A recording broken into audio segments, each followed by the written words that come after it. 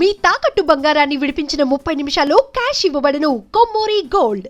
వెండితెరపై గంభీరమైన వాయిస్తో రౌద్ర రూపంతో మనల్ని భయపెట్టిన ప్రదీప్ రావత్ అలియాస్ భిక్షు యాదవ్ నిజ జీవితంలో ఎంతో మృదు స్వభావి అనేది చాలామందికి తెలియదు.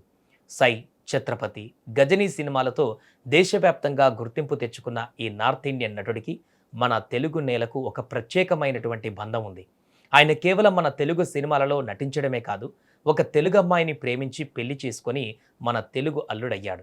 54 ఏళ్ల వయసులో ఆయన మన కాకినాడ అమ్మాయితో ప్రేమలో పడ్డం, ఆ లవ్ స్టోరీ వెనక ఒక సినిమా రేంజ్ ట్విస్ట్ ఉండడం కూడా నిజంగా విశేషం. ఇంతకీ ప్రదీప్ రావత్ గారి లవ్ స్టోరీ ఎలా మొదలైంది, వారిద్దరూ ఎలా కలుసుకున్నారో ఒకసారి తెలుసుకునేటువంటి ప్రయత్నం చేద్దాం. అది 2006వ సంవత్సరం. మెగాస్టార్ చిరంజీవి కథానాయకుడిగా మురుగదాస్ దర్శకత్వంలో తెరకెక్కుతున్న స్టాలిన్ సినిమా షూటింగ్ వేగంగా జరుగుతుంది. ఈ సినిమాలో ప్రదీప్ రావత్ ప్రధాన విలన్ పాత్ర పోషిస్తున్నారు.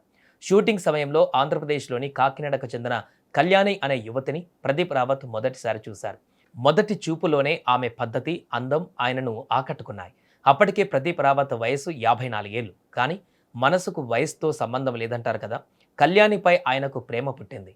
తన మనసులోని మాటను ఆమెకు చెప్పాలనుకున్నారు. అయితే ప్రదీప్ రావత్ మొదట నేరుగా వెళ్ళి తన ప్రేమ విషయం చెప్పకుండా కొందరు మధ్యవర్తుల ద్వారా రాయబారం పంపారట.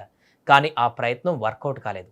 తన ప్రేమ ఫలించదేమో అని ఆయన భావిస్తున్న సమయంలో విధి వారిద్దరిని కలపడానికి ఒక విచిత్రమైనటువంటి పరిస్థితిని సృష్టించింది.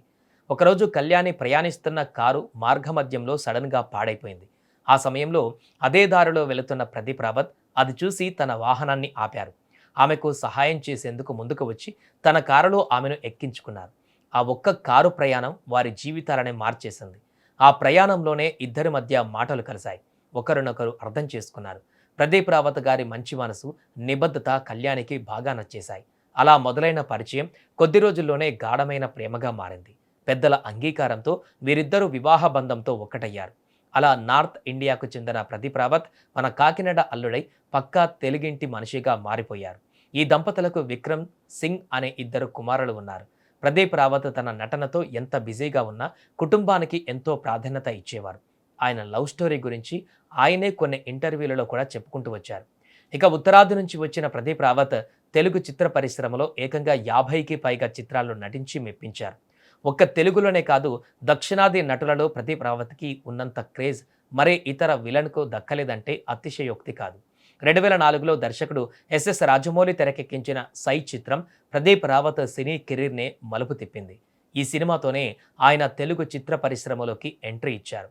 అందులో ఆయన పోషించిన భిక్షు యాదవ్ పాత్ర తెలుగు సినిమా చరిత్రలోనే one of the most iconic villain క్యారెక్టర్గా నిలిచింది.